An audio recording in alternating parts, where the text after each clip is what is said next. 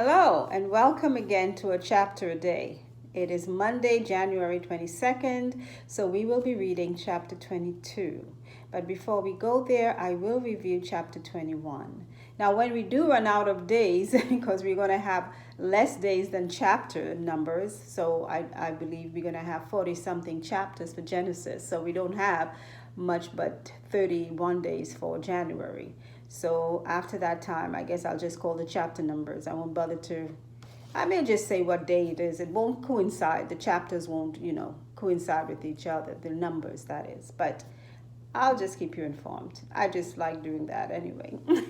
So, reviewing chapter 21, God does visit Sarah. She gets pregnant and has a son called Isaac. While they are celebrating maybe his birth or sometime during his childhood, the older brother Ishmael is seen mocking, at him maybe during the ceremony, and Sarah sees she's not happy. She goes to Abraham and tells him to cast out this bondwoman because he will not be heir with her son. Like God had said in the first place, had she just waited, And so Abraham, and I know that must have been hard for him, had to send Hagar and Ishmael away. While in the desert, God called out to Hagar and told her that don't fear, the boy will grow up to be a great nation. And like I had said before, I have heard that out of Ishmael, the descendants of Ishmael are the ones from which the Islamic faith has come. I don't know how true that is, but that's what I've heard. And he dwelt with his mother, who found him a wife out of Egypt. And later on, Abraham moved on to another place to live, where he encountered Abimelech. I'm not sure if this is the same Abimelech where he had the incident with his wife sometime before, but apparently the kings, I think he was either a king or a ruler of the city. It doesn't really say, but his servants had problems with, and Abimelech's servants had problem with the well. Maybe they had so much sheep and cattle that Abimelech had, his servants had taken away a well that Abraham had dug. So I think Abraham and Abimelech kind of came to some sort of agreement that was his well. And I think he exchanged with him some sort of sheep or some sort of livestock like that. And so it shows that Abraham was living among the Philistines during that time. Okay, now chapter 22. And it came to pass after these things that God did tempt Abraham and said unto him, Abraham, and he said, Behold, here I am. And he said, Take now thy son, thine only son Isaac, whom thou lovest, and get thee into the land of Moriah, and offer him there for a burnt offering upon one of the mountains which I will tell thee of. And Abraham rose up early in the morning, and saddled his ass, and took 2 of his young men with him, and Isaac his son, and clave the wood for the burnt offering, and rose up, and went into the place of which God had told him. Then on the 3rd day Abraham lifted up his eyes, and saw the place afar off. And Abraham said unto his young men, Abide ye here with the ass, and I and the lad will go yonder and worship, and come again to you.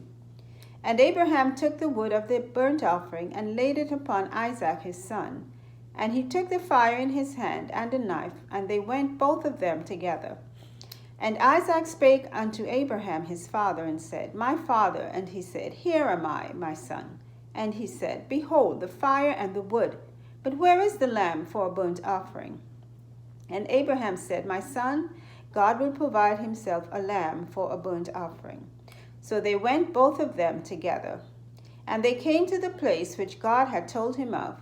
And Abraham built an altar there, and laid the wood in order, and bound Isaac his son, and laid him on the altar upon the wood. And Abraham stretched forth his hand, and took the knife to slay his son. And the angel of the Lord called unto him out of heaven, and said, Abraham, Abraham. And he said, Here am I. And he said, Lay not thine hand upon the lad, neither do thou anything unto him, for now I know that thou fearest God, seeing thou hast not withheld thy son, thine only son, from me.